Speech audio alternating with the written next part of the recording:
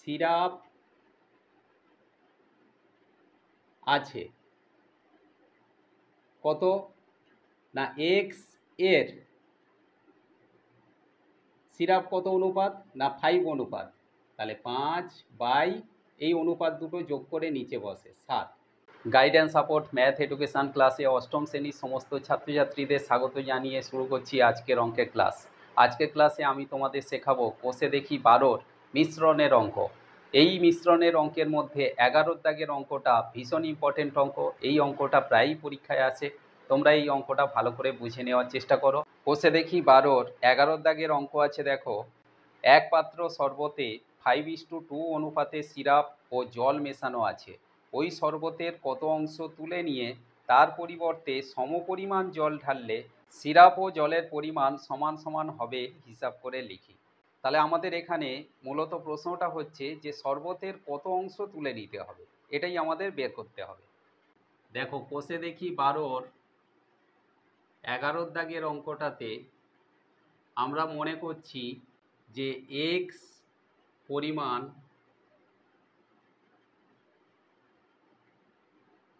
শরবত থেকে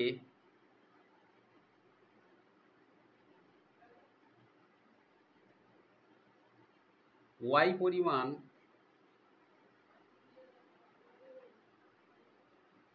তুলে নেওয়া হবে।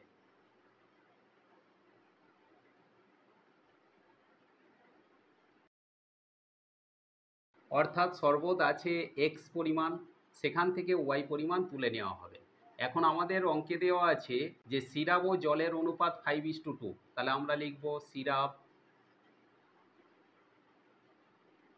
ইস টু জল। সিরাপটা বেশি আছে, জল কম আছে, 5:2। এই রকম অনুপাতে সিরাপ আর জল মিশিয়ে শরবতটা তৈরি করা হয়েছে। এখন আমরা এখানে ধরেছি দেখো এক্স পরিমাণ শরবত থেকে, মানে শরবত আছে এক্স পরিমাণ, তাহলে ওই শরবতে সিরাপ কত আছে জল কত আছে আমরা বের করে নেব। তাহলে লিখব এক্স শরবতে সিরাপ আছে কত না এক্স এর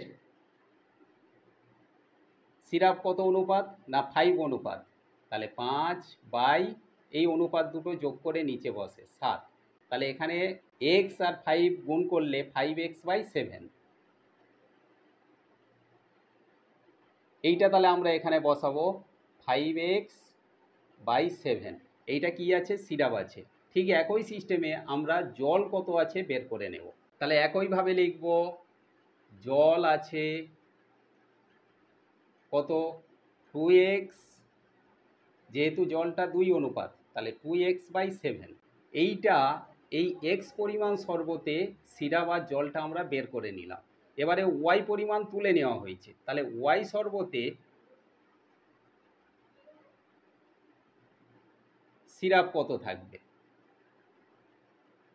তাহলে সিরাপ কত না ওয়াই এর 5:2, তাহলে 5y/7, আর জল কত থাকবে 2y/7।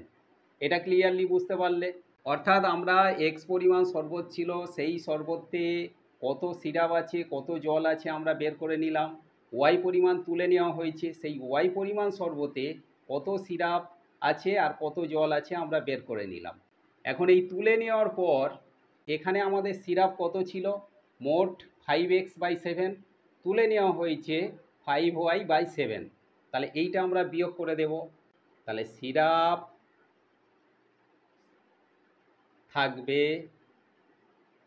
কত না 5x/7 মাইনাস এর থেকে তুলে নেওয়া হয়েছে 5y/7। এটা আমরা যদি বিয়োগ করি তাহলে এর ক্ষেত্রে 7 আছে এর ক্ষেত্রেও 7 আছে, তাহলে 7 লসাগু, এখানে 5x মাইনাস 5y, তাহলে এই সিরাপটা আছে। ঠিক একইভাবে জল কত আছে, তাহলে জল থাকবে, জল ছিল কত 2x/7, এখান থেকে তুলে নেওয়া হয়েছে কত 2y/7, একইভাবে আমরা বিয়োগ করব লসাগু করে, তাহলে 7 লসাগু 2x মাইনাস 2y। তাহলে এখন যে শরবতটা আছে সেই শরবতে এই পরিমাণ সিরাপ আছে এবং এই পরিমাণ জল আছে। তাহলে আমরা লিখব শর্তানুযায়ী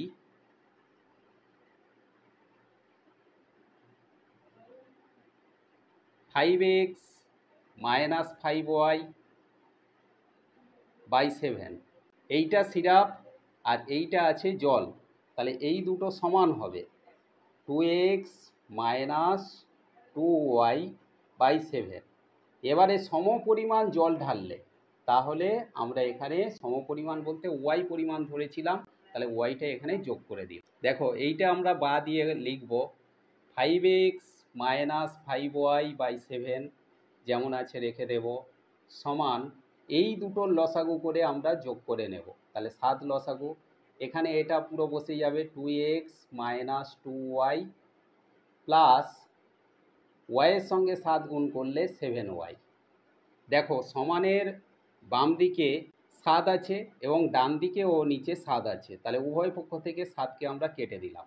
এখানে তাহলে আমাদের কি থাকবে 5x মাইনাস 5y সমান, এখানে রইল 2x minus 2y plus 7y, বা 5x ওপার থেকে x এপারে এলে মাইনাস 2x সমান ওপারে 7y আছে থাকলো প্লাসে, আর সমানের বাঁ দিক থেকে 5yটা ডান দিকে গেলে প্লাস 5y, আর রইল মাইনাস 2y, তাহলে এখানে আমরা মাইনাস 2y বসিয়ে দিলাম।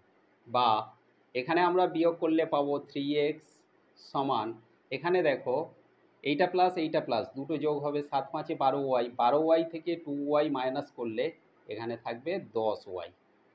বা আমরা উল্টে লিখব 10y সমান 3x, বা y সমান তাহলে কত 3/10। কেন না এই ওয়াইয়ের নিচে 1 আছে মনে করতে হবে, তাহলে বজ্র গুণন করলে আমরা 1-এর সঙ্গে 3 গুণ করব, 3 1-এ 3 হবে, আর 10-এর সঙ্গে ওয়াই গুণ করলে 10y হবে, তাহলে 10y সমান 3/10। এক্স আমাদের দরকার নেই, সেই জন্য আমরা এক্সকে ধরবো না। তাহলে আমাদের প্রশ্ন ছিল যে ওই শরবতের কত অংশ তুলে নিয়ে সমপরিমাণ জল ঢাললে সিরাপ ও জলের অনুপাত সমান সমান হবে। তাহলে আমাদের উত্তরটা হলো 3/10 অংশ তুলে নিয়ে সমপরিমাণ জল ঢাললে ওই শরবতে সিরাপ ও জলের পরিমাণ সমান সমান হবে। আশা করি আজকের মিশ্রণের অঙ্কটা তোমরা ক্লিয়ারলি বুঝতে পারলে। এটা একটা ইম্পর্টেন্ট অঙ্ক, তোমরা ভালো করে প্র্যাকটিস করো। দেখা হচ্ছে পরবর্তী ক্লাসে।